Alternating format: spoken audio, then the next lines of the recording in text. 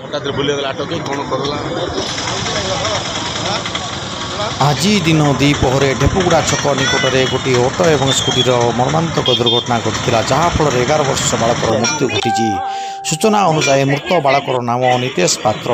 Dipti convent ସ୍କୁଲରେ ସେ 6th ଷ୍ଟାଣ୍ଡାର୍ଡରେ ପାଠ ପଢ଼ନ୍ତି। ପିତାଙ୍କର ନାମ ତିରୁପତି ପାତ୍ର, ବାସିନ୍ଦା ବାରିଣୀପୁର। ସେ ଆଜି ଦିନ 3-4 ଘଣ୍ଟା ସମୟରେ ସ୍ପୋର୍ଟସ୍ କମ୍ପ୍ଲେକ୍ସରୁ ଘରକୁ ଫେରିବା ବେଳେ ଢେପୁଗୁଡ଼ା ଛକ ବା PNB ବ୍ୟାଙ୍କ ସମ୍ମୁଖରେ ଅଟୋ ଓ ସ୍କୁଟିର ମର୍ମାନ୍ତକ ଦୁର୍ଘଟଣା ଘଟିଥିଲା, ଯାହାଫଳରେ ଅଟୋଟି ଭାରସାମ୍ୟ ହରାଇ ଓଲଟି ପଡ଼ିଥିଲା। ଅଟୋରେ ଚାପି ହୋଇ ନିତେଶଙ୍କର ମୃତ୍ୟୁ ହୋଇଥିଲା ଏବଂ ସ୍କୁଟିରେ ଥିବା ବ୍ୟକ୍ତିଟି ଛିଟିକି ହୋଇପଡ଼ି ରକ୍ତାକ୍ତ ହୋଇ ରୋଡ଼ ଉପରେ ପଡ଼ିଥିଲେ, ଯାହାଙ୍କର ନାମ ରୂପବର୍ଦ୍ଧନ ଚୌଧୁରୀ, ବୟସ 75।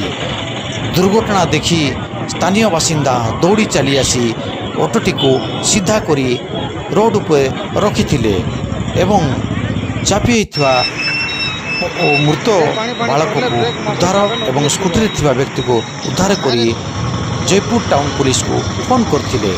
ଘଟଣାସ୍ଥଳରେ ଜୟପୁର ଟାଉନ ଥାନା IIC ଏବଂ ତାଙ୍କର team sub inspector Rajendra Pagi, sub inspector Manisha Sahu ସେଠାରେ ପହଞ୍ଚି ଭିଡ଼ିଓଟିକୁ ନିୟନ୍ତ୍ରଣ କରି ଶବଟିକୁ ଏବଂ ସ୍କୁଟିରେ ଥିବା ବ୍ୟକ୍ତିକୁ ହସ୍ପିଟାଲ ପଠାଇ ତାଙ୍କ ପରିବାରଜନକୁ ଫୋନ୍ କରିଥିଲେ।